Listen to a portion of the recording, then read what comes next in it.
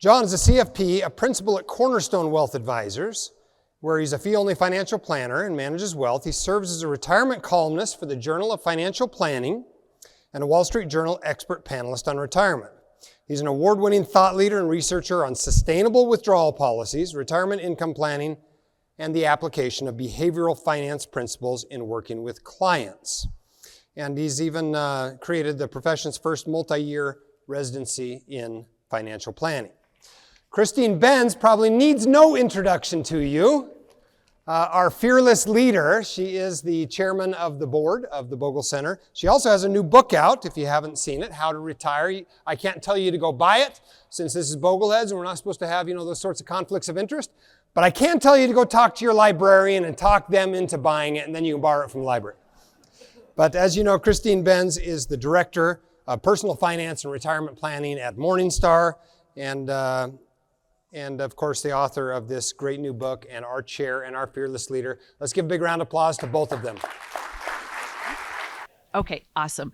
John, thank you so much for being here. You know you are one of my favorite people to talk to about all this stuff because you are a practitioner, you work with clients, and you've also been a researcher. So you just bring so much knowledge to bear and so much humanity to bear on these topics. I wanted to talk to you about your famous research about taking dynamic portfolio withdrawals in retirement. You hit on this approach that's been called the guardrails approach. I think maybe you called it that. But maybe you can talk about your original intuition. Bill Bengen is here, and we're delighted to see him. But you wanted to build upon Bill's seminal research with your work. So maybe talk about your intuition in wanting to investigate a variable or flexible withdrawal system. Sure, and let me just first say welcome to Minneapolis, my hometown. It's great to have you all here. You may not know it, but according to WalletHub, this is the third best city in the country in which to retire, even with our high taxes. So a little bit of new news for this week. But, I appreciate that question, Christine, and it's great to have this chat with you. It was a little over 20 years ago. We were working with a client. They had recently retired. It was in the early days of what we would come to call the dot-com bubble. We didn't quite know it was a bubble bursting yet. We had done the normal Monte Carlo simulations, presented them their retirement plan. They were newly retired. And we said, well, and you have an 85% chance of success. And one of the couple looked at me and said, well, how do we know whether we're going to be in the 85 that makes it or the 15 that doesn't? And I said, well, we can make some adjustments along the way. And they said, well, how will we know if the adjustments we make are the right ones? And I was starting to feel really uncomfortable at this point. And I thought, I really don't like these answers.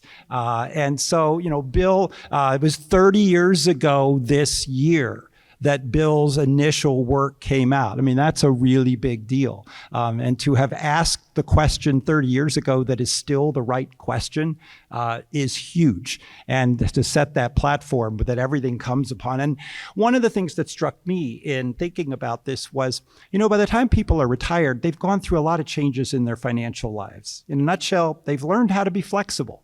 Some years income is higher, some years it's lower, spending is up, spending is down. And would it make any difference if we applied or allowed for some of that flexibility in what would be sustainable? And I guess if the answer had turned out to be that it doesn't make any difference at all, then I wouldn't be here today. But it turns out that it does. And so that was really the start of what became dynamic withdrawal policies.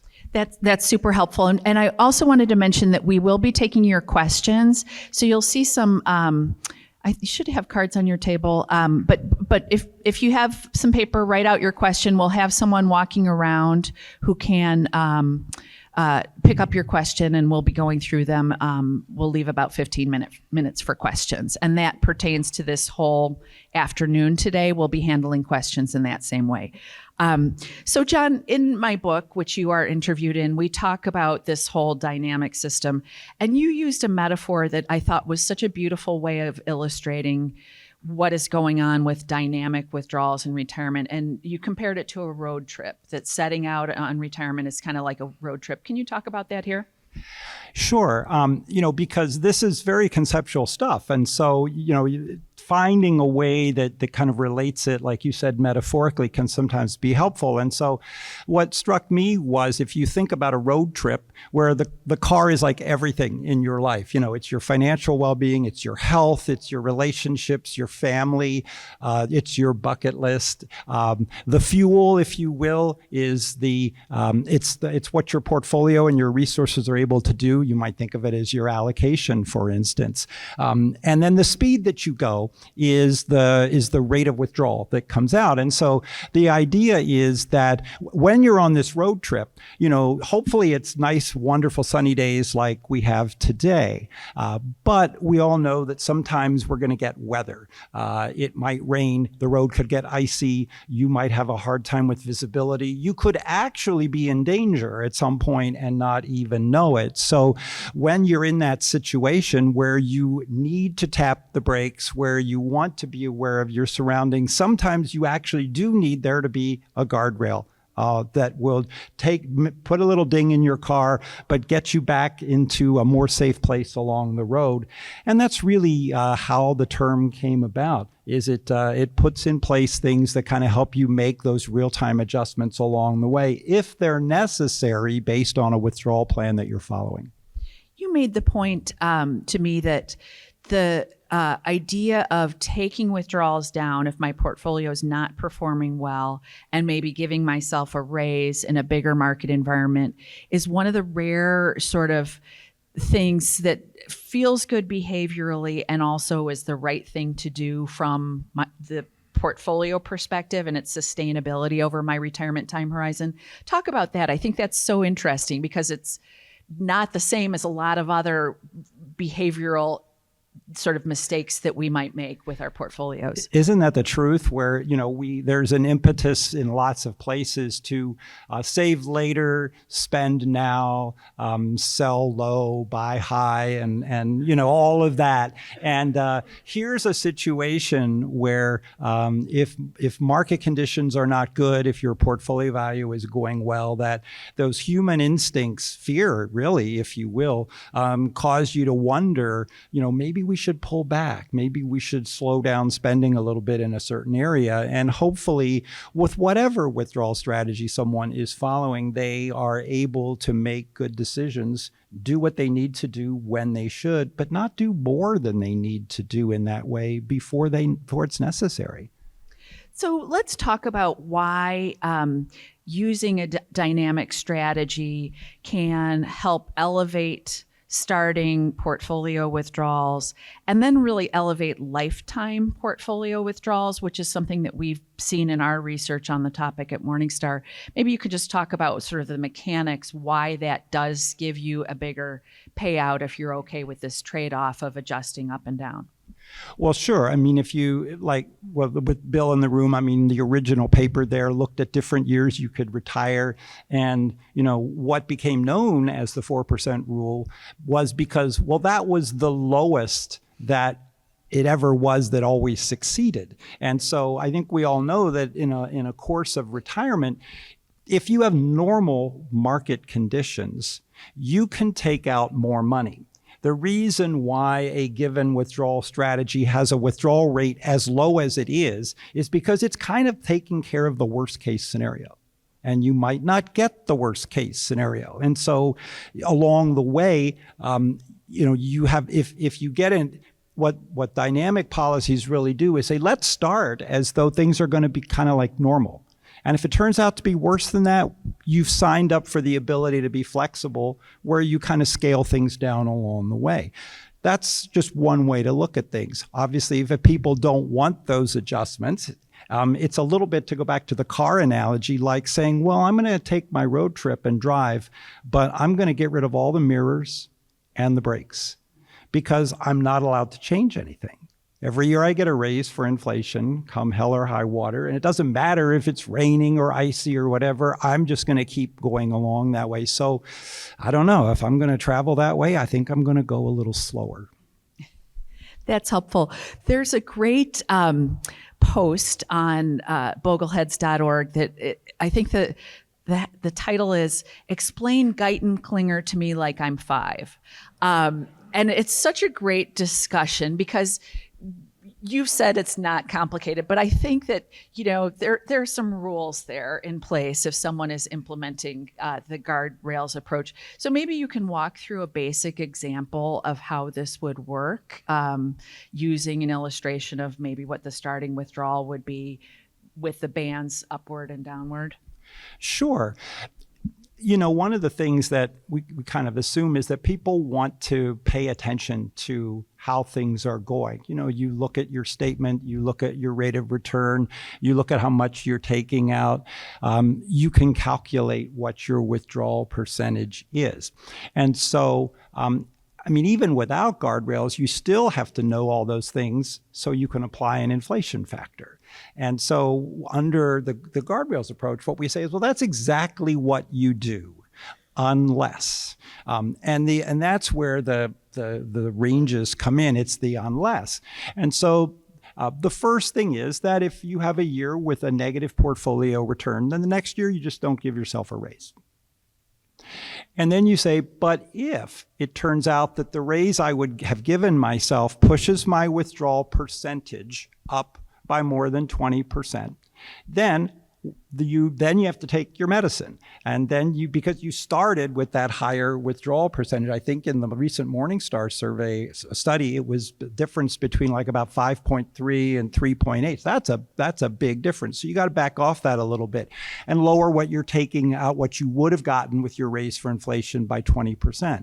And then the opposite also holds, as you pointed out, Christine, that if markets are good and your portfolio value is growing, even as you're taking money out of it, so that your withdrawal percentage is going down, if that percentage drops 20%, then you're entitled to move the whole thing up by 10% above what inflation would have been and just keep going on from there. So it works both ways. Okay. Wanted to talk to you about something I've been kind of shorthanding is permission to spend. That it's been my experience that some older adults who have been good savers, who identify as savers and investors, it's really difficult for them to flip that switch to actually start spending from their portfolios. And I think I'm going to be one of these people who has trouble with that. So maybe you can talk about working with clients. I assume that it probably gives them peace that you're a professional, you're saying this will be okay. But do you have any kind of techniques to help people over that hump of getting comfortable with spending from their portfolio and not just anchoring on their high water mark and never wanting to see it go lower? Well, we're humans, so of course we anchor and we do things like that.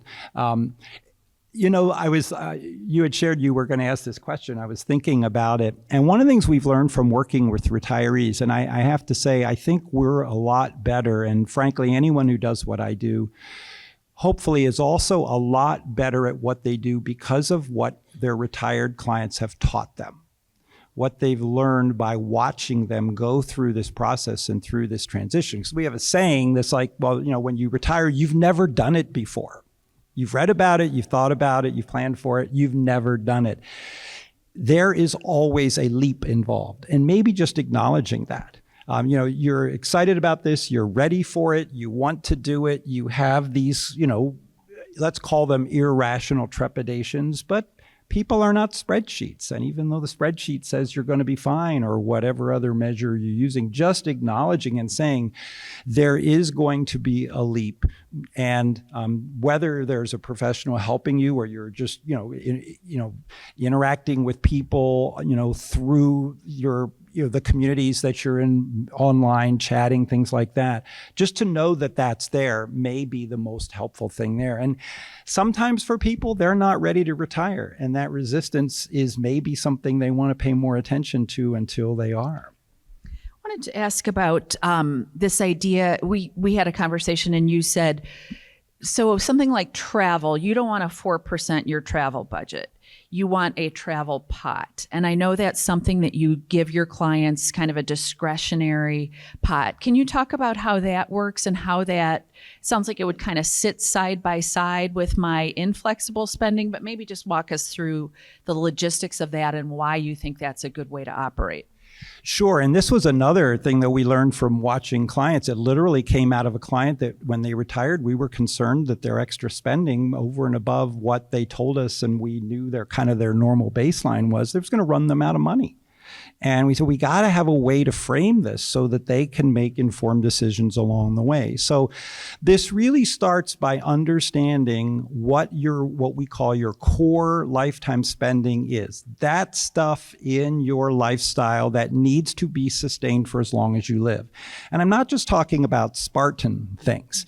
I'm a lover of good wine, and I suspect that I'm going to lose a lot of abilities to do a lot of things before I'm going to lose the ability to have a good glass of wine. So that wine budget is a core spending item for me. And I'm seeing the nods and the smiles, and I'm sure you all have things like that that are ongoing pieces of your quality of life. It's important to understand what that sustainable number adds up to. And then, of course, you get healthcare spending, Medicare, your supplement, taxes. And so you end up with a gross number that's really the baseline that you want to sustain.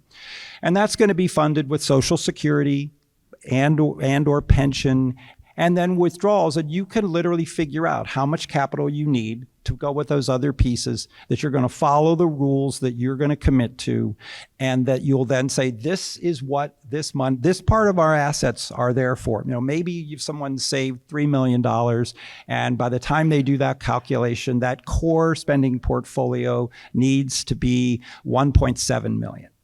And it can be very freeing to know that that's the job of that 1.7 million. And the other 1.3 is really unallocated. It can be for things that aren't in your list. And that's where the travel piece comes in.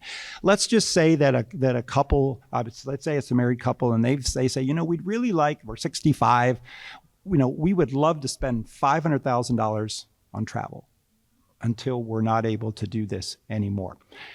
So if how do we think about that 500,000? Well, if you 4% it, that's 20,000 a year. That doesn't sound like enough fun.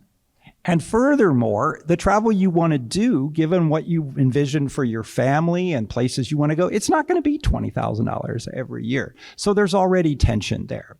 The next thing you could do is you could amortize it. You could say, well, let's give ourselves 20 years. Let's apply a rate of return. Let's run the numbers. And if we spend $40,000 a year, then we'll run this 500 out of money in 20 years at our, at a 5% return. And that's a better guideline. But maybe some years it'll be more, maybe some years it'll be less. And so what we encourage clients to do is to set aside, or to mental accounting wise, to use a behavioral heuristic, and sometimes we even subdivide accounts to create these pots of money so that people can measure it and see what's left, what they've done.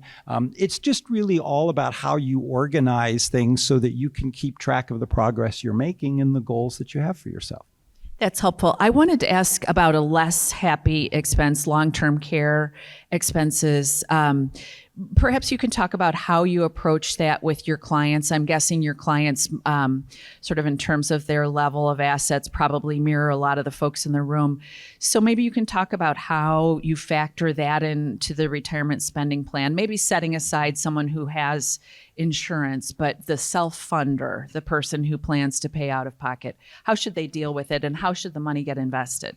Sure. Well, first of all, if someone, when they retire, it's like, we're going to need almost all the money we've saved to fund that core spending. They're good candidates to have some long-term care insurance. Now, people often forget that the income that they're living on, that's creating the lifestyle that they have today, is still going to be coming in when you're in that much less happy long-term care situation.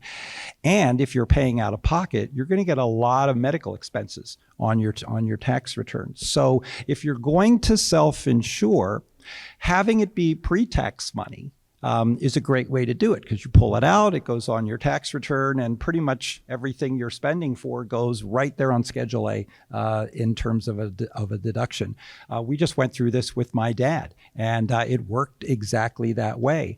And you know, if someone's 65 years old, and of course things can happen at any time, but you feel like it's most likely that we're not going to be in this situation for 15 to 20 years, that money might even be invested more aggressively than kind of your overall retirement portfolio, because it's a little bit like, you know, a college fund for a 3-year-old. You know, you might need it to pay out over a 4 or 5 or 6 year period, but the odds are you're not going to need to start drawing on it for a while. So why not be more aggressive with that?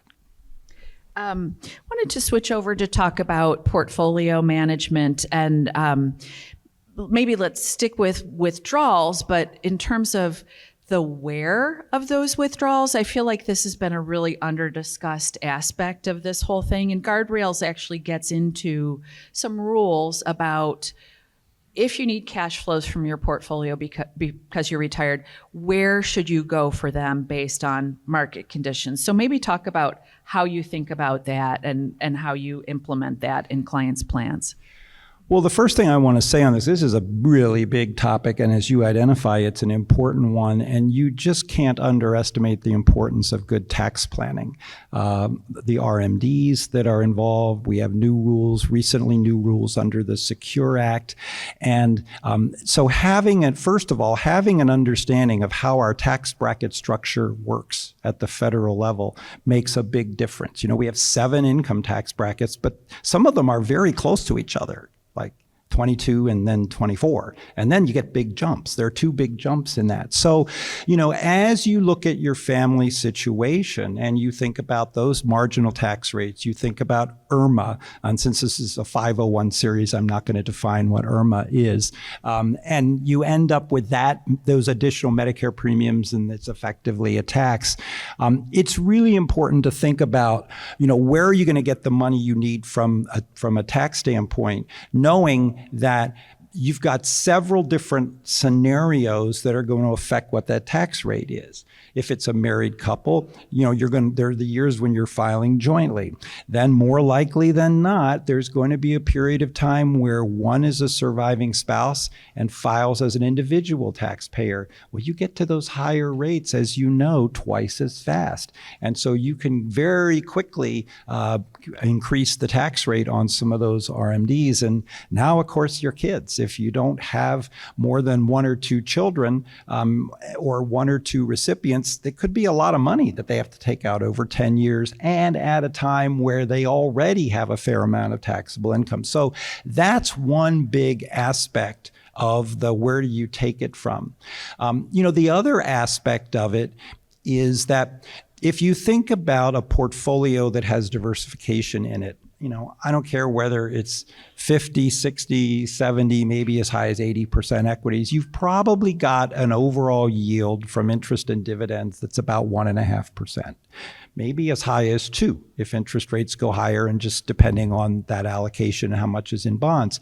That goes a long way toward funding what you want to take out every year. You know, it could be 1/3 to 40%, maybe even a little more than that. So then it's just a matter of, you know, if you're doing your rebalancing and equity markets are down, you know, your fixed income is going to be overweighted, and that's what you're going to take the money from. It's a big change in retirement when you think about the role of bonds. It is not, the most important things bonds do is not provide income. They provide an asset class that, if you make the right choices, that doesn't go down at a time when everything else is down and you need money. And so it's setting yourself up to always have money that you can take that you need, and you just don't put yourself in a position where you have to sell low. So following up on that, 2022 was a year where bonds didn't deliver that ballast effect for equities. They both went down for the same reason, both stocks and bonds. So do you think it makes sense to hold some cash reserves on an ongoing basis for that rare 2022 type year where both asset classes struggle? Yeah, it sure makes a lot more sense in hindsight. Plaudits to Christine for going out there before, 2022 out there and saying, well, I think there are good reasons to have a portion of your fixed income in cash, because the reason is you want some money that isn't going to go down. The thing, and kind of related to this, and I think this might be a later question, I'm going to jump to the kind of the total bond approach, because, when you think about fixed income, you've got higher quality, lower quality, shorter term, longer term. And it doesn't, we all know that in different environments, those, style boxes, if you will, of fixed income are going to perform differently. People were surprised by 2022. There was nothing surprising about 2022. Bonds behaved exactly the way they should have given the conditions. It's just that people put themselves in a position where they forgot. They forgot that longer term bonds go down more when interest rates rise, and they didn't have money in places where they weren't exposed to that kind of risk. And so if you have all of your fixed income in the same ETF or the same bond, there's no way to sell the short-term bonds that you want to access without also selling the longer-term ones that you don't. And a recession's the same way. The lower quality bonds are going to suffer, the higher quality bonds are going to do just fine. So if you break those up and always have an aspect, whether it's cash, whether it's some T-bills, whether it's a very short-term ETF, that that when you get a conditions like 2022, they're going to hold their value, or they're only going to go down 2 or 3% when the bond market was down 13. So I know we have a lot of sort of three-fund portfolio enthusiasts in the room.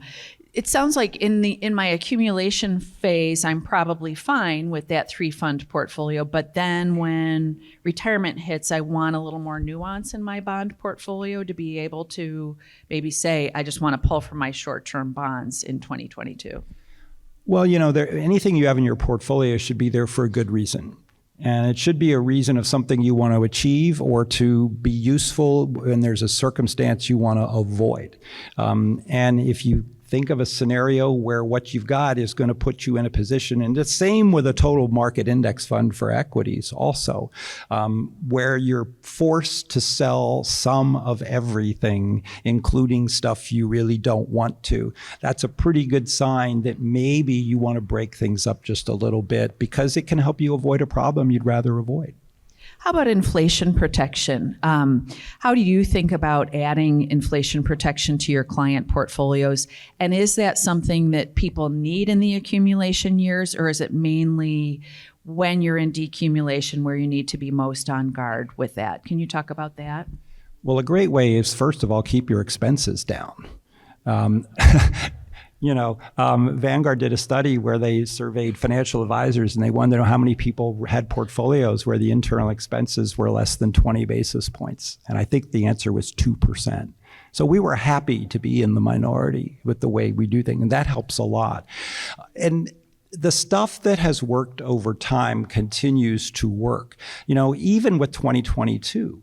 If you go back over the last 3 years and 5 years, you'll find that equities outperformed commodities. And so having a little bit more in equities just gives you over time a higher real return. And so, and you don't have to get fancy with it. It's the difference between 50 and 60% equities, or, and I just want to say a little more about this, because we think about, when we start to talk about that allocation, we're obviously talking about risk and volatility.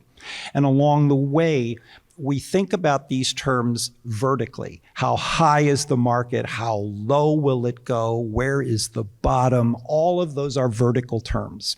And that's important. However, when you're retired, your risk becomes horizontal, not vertical, not only vertical. And by that I mean, if you get a set of bad economic conditions, market conditions, et cetera, and you need to be taking money out, you need to have enough unaffected money that you can draw on without changing your lifestyle, because that's the sign of a plan that failed, for long enough, now that's a horizontal term, for a long enough period of time that the stuff that's down has a chance to recover. And so then you find yourself looking at how, peak to trough to back up to a point where you wouldn't mind selling your equities again. How long a period of time do you want to be able to draw from without being put in a position of selling something before it's recovered enough? And whatever that length of time is for you, 5 years, 8 years, depending on how you look at history, that's very, very helpful in deciding how much you should have in fixed income. But don't be fooled. If you say 8 years and you're trying out 4%, you don't need 32% in bonds, because each year the bonds that you ever going to throw off interest and the stocks are still going to throw off dividends. And so maybe your portfolio yield is 1. So that means you only need the other 3 for 8 years. And so that 32 is now 24. This is simple math, but it really, really can help you make informed decisions. And that makes a huge difference in rate of return over time. I have a small bore question about income distributions, which of course are higher today because yields are higher. Do you just plow those into your retired clients' spending accounts, or do they get reinvested? And how do you decide? And do market conditions factor into the decisions that you might make there? So you're talking about interest and dividend distributions? Any organically generated income distributions coming out of holdings. Well, when people are taking money out, and most of the time, for those of you in the room that are retired, there's different ways that you can take money quarterly, you could take it in chunks, but a lot of people like a paycheck.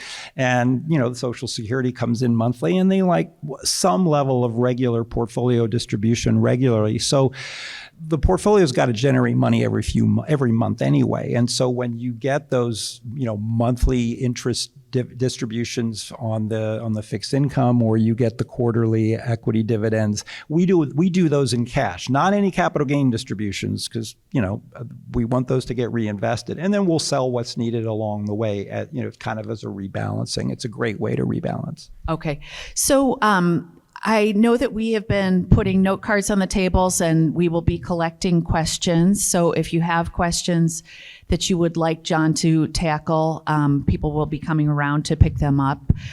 John, I had a question for you. I surveyed some advisor friends not so long ago about the toughest sell with their clients, whether it was getting them out of cash and into bonds, or whether it was keeping the faith with international. And the response from my advisor friends was increasingly keeping the faith with international is the tough conversation that they're having.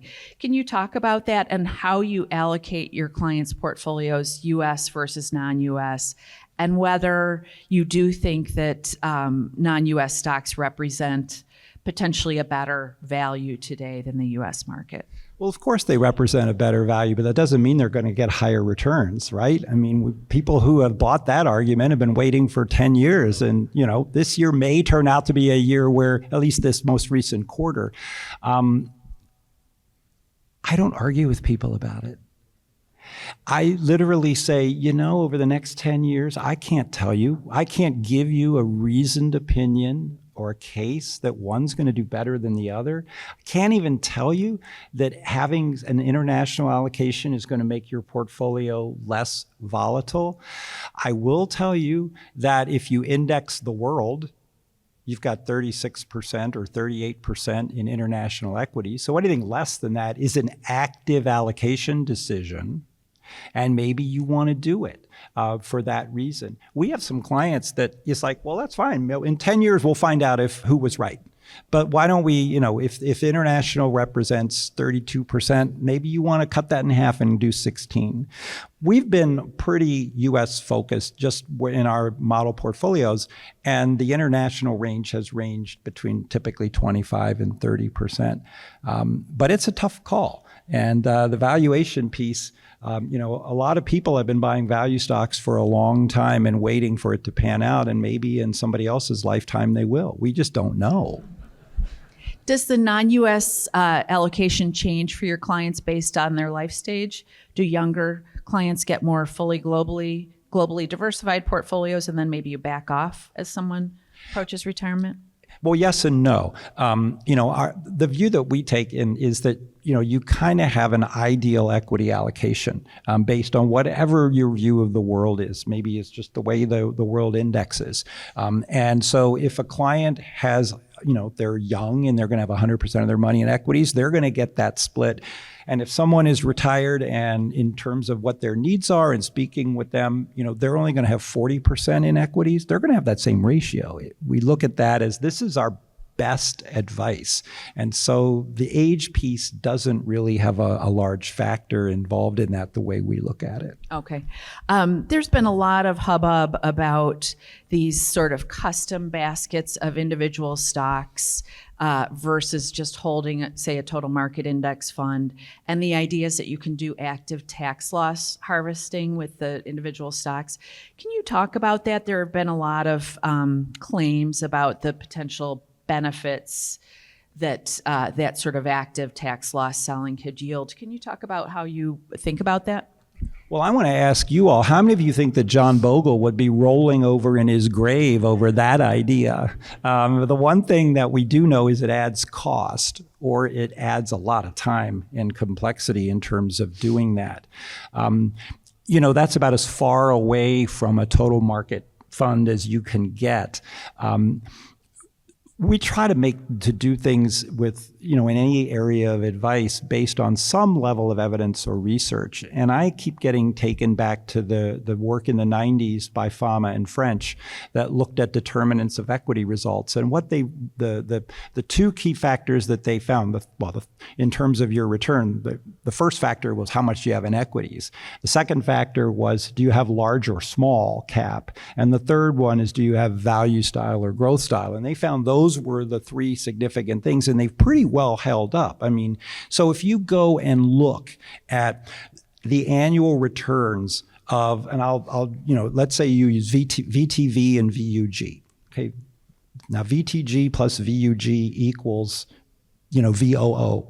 So growth index plus growth value index plus value index. And if you look at it year by year, you find that there are huge differences. It's most of the time there's over 1,000 basis points spread in that. That makes sense to us, that rather than holding the two together where you always have to buy one and the other at the same time in a total index, you're going to choose how much goes on in the value side and the growth side. That opens up a lot of opportunities for tax loss harvesting when it comes in. We've just not wanted to add the expense of doing it. And so we haven't been fans of that. But the other thing I'll just add is that, yes, there are oftentimes little bits of tax loss selling you can do every year, but generally you only get one really good shot every 5 to 10 years. And it needs to be shares you bought pretty recently that, even in 2022, you probably had positions that still had unrealized gains in them. They just didn't have as much as they did a year before. So have the kinds of things in your portfolio between value and growth, large and small. There's 4. I don't think you need much more than those 4. And now you can really accomplish the same thing without adding any expense. A broader question, there has been so much great research on behavioral effects of, how our emotions prevail upon us as investors. I'm wondering, in working with clients, do you feel like there are any behavioral effects that have been under recognized that you see again and again with your clients, things that trip them up? I think the reason why, the work of Kahneman and Tversky in the behavioral finance world still resonates today is because they really put their finger on a lot of them. Recency bias, overconfidence. Sometimes, though, it's just not understanding the difference that it makes when you have a little different allocation or you have a little different sourcing of where you take money from in terms of the after-tax wealth that you have. But I think we fully know the enemy, and the enemy is us when it comes to that. And we see all the time, we all know people, and we recognize those emotions in ourselves, even if we have the self-discipline to go, now that would be not good. I'm sure I'd regret it, even though I'm feeling it today. Going back to that whole permission to spend problem that people don't want to give themselves permission to spend what they could spend. Mike Piper, who's here and part of our Bogleheads community, wrote a great book called More Than Enough that talked about lifetime giving. I'm wondering if you can talk about how you work with clients on that. And Mike's point that stuck with me was just that those gifts earlier to your kids, family members when they're in their 20s and 30s are so much more impactful than when you give them money after your death when they're 55 or 60 or older. Can you talk about that and how you kind of coax your clients to get, if you coax your clients to get more comfortable with giving their loved ones money during their lifetimes? Absolutely. Yeah, I mean, when I was in my 20s we were getting ready to buy our first house, we had the offer in on it and had an unfinished basement. And my parents said, well, would $10,000 make a difference? And boy, did it ever. We could finish the basement and have another room for, stay in the house a little longer when family came along. So you're exactly right about those impacts. It starts with understanding that you have the ability to part with that money, because you not only have to be willing to take money out for yourself, you have to be willing to take money out and give it to your kids. So that notion of knowing that if and I'm go back to my example before, if we save $3 million and we know that we're going to wait to claim Social Security, so that's going to take a $200,000 extra chunk out of our portfolio while we're buying that bigger Social Security check, and then we need a core portfolio of $1.7 million, and the rest is money that can be for other things. It's like, well, you've got this $1 million, and unless you're taking out, probably about 5% of it every year, it's going to grow. We can do the math on that. And so just helping people realize the wealth growth path that they're on. And it goes beyond kids. It's, are there charities, nonprofits, religious organizations, educational organizations? You can save so much money in taxes if you incorporate giving while living through QCDs for just maybe a smallish portion of what the RMD amount is, and realize that as those numbers get bigger and bigger over time, that you have to take out, that really sets up, maybe when you're, spending money on your bucket list and on your kids and stuff, that's fine, when you're in your 70s, but there comes a point where it's like, we don't know what to do with all this money that we have to take out, and it's pushing us into higher rates, especially if you've had a spouse pass away. And now they're filing as a single taxpayer and pushing up more quickly into those higher brackets. Having people be intentional about the places and the things that they want their wealth to be able to accomplish. It not only makes the world a better place, it makes them happier. And quite frankly, it preserves more wealth for their families. So I think we're ready to take questions if there are any. And just one last question from me, John. We've talked about Jonathan Clements, who has been such a wonderful member of our Bogleheads community. And you've talked about his influence on your work, and maybe you can just share that with the group. Yeah, it was a cool story. It was in 2004, and I had just published the first paper of mine that anybody had ever read, and it was in an era where, if you remember Money Magazine, and who really got nobody really paid attention at that point to financial research. It was really who had the biggest megaphone, and there wasn't even a PhD in financial planning yet at that point. And Jonathan was the first person to call me And he said, let's talk about this. And it became a column there. And as I look back at that time in the 2000s, Jonathan was, in my opinion, was the first major consumer journalist to realize the value of the empirical side of making good decisions about your money. And, Jonathan's personality was one where he wanted to learn all the stuff too. He didn't want to just, hear it from the person who had done it. He wanted to understand it himself. And so today, when you look at people who, whether they're quoting Wade Pfau or David Blanchett or, whomever is in there, the first big time name to ever see that we can help people by going to sources like that, in my opinion, was Jonathan Clements. Thank you. That's great. Jim, I know we've gotten some questions. If you could help us sift through them. It looks like you've got quite a lot going on up there. Yeah, we sure do have a lot of questions. We got 2 hours worth of questions here, and we got 8 minutes to do them. So it's going to be rapid fire. No, just kidding. We're going to get 3 or 4 of these maybe. And then you're going to have to catch these guys in the hallway. After this, we have a book signing out front, which is the very social hour. You can go around and talk to people. And then afterward, we have, of course, our evening social. Our opening social is this evening. So if your question doesn't get answered, which it probably won't be, keep that in mind. This conference is not over. We're not going anywhere. You'll be able to ask your questions afterward. All right, let's do the first one. When you withdraw dynamically, when in the year do you withdraw? And is it once a year or more frequently? The research always assumes you take it out probably January 1st. In reality, monthly or quarterly or whatever works for you. Okay.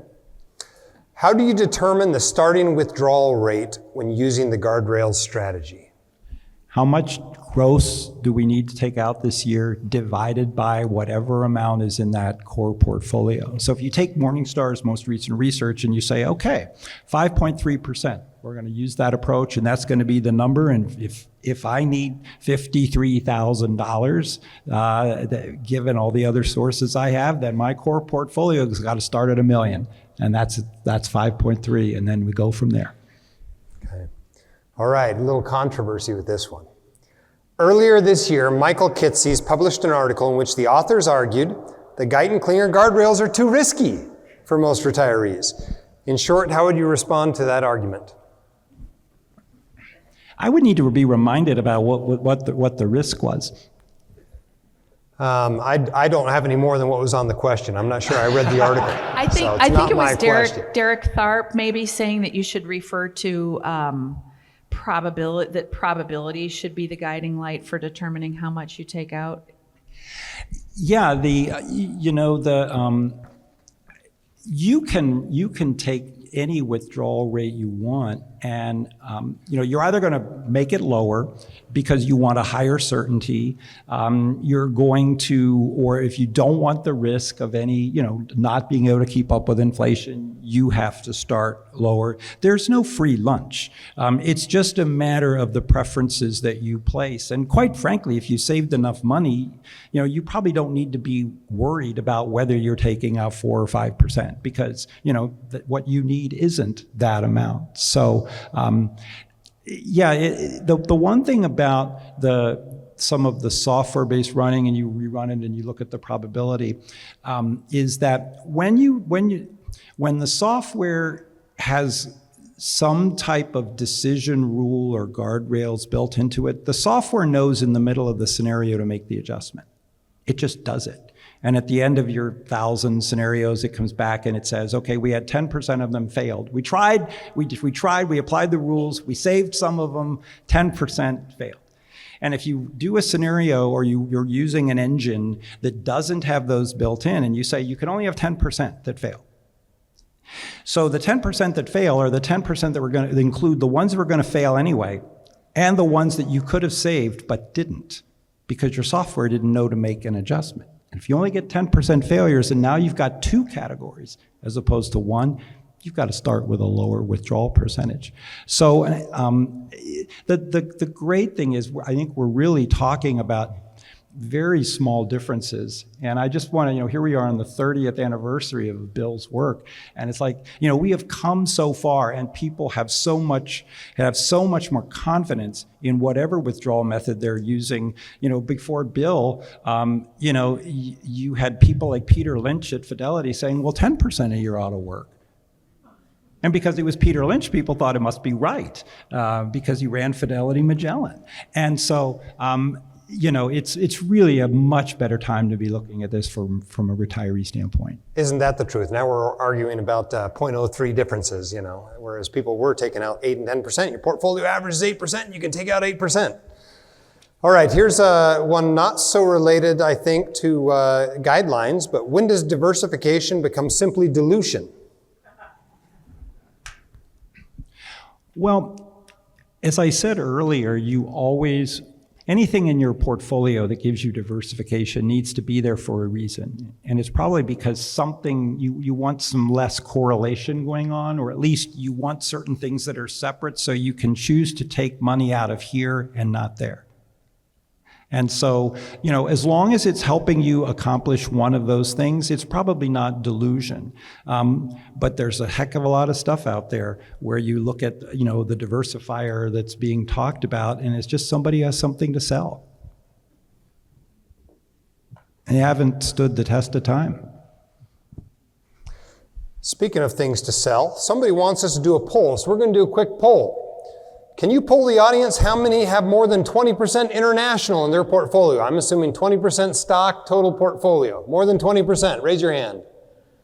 All right, there you go. There's your poll. That one's easy.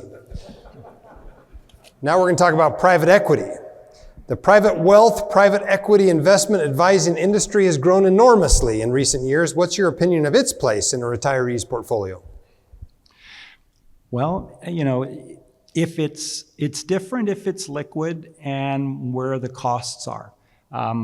It's an active managed choice. And so you would want to look at it the same way you evaluate any kind of an active manager that you would put into your portfolio.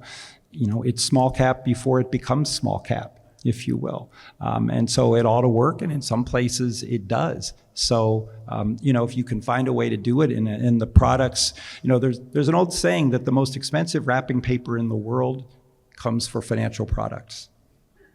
As soon as you wrap a layer around something, you're adding things that take away from the results. So, it's the same, it's just ask the same questions you would ask as an intelligent investor. There's Benjamin Graham for you all the way around. Yep. Okay, last one here. With the guardrail strategy, what is the maximum cut that you would have had to take historically in 29 or 73 or 2000? A lot of it, once you have to take your first cut, it becomes a lot more likely that you'll need to do another one, because you need things to get better before you kind of get out of the woods, because you're still taking money out. So but even when you go back to the Great Recession, we saw that in 08, at the end of 08, there was a big enough down draw in the market at that point that you needed to take a cut. And 09 didn't start out well. The actual market low was in March of the Great Recession. But then it got better. It got better fast.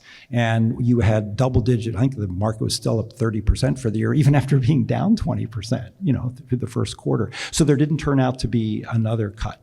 But it could happen. If you think about 5.3 and cut 10%, that's 4.8. Cut another 10%, that's, call that 4.3. You got to have a number of cuts before you get back down to what would have been safe and sustainable, where you would never have that.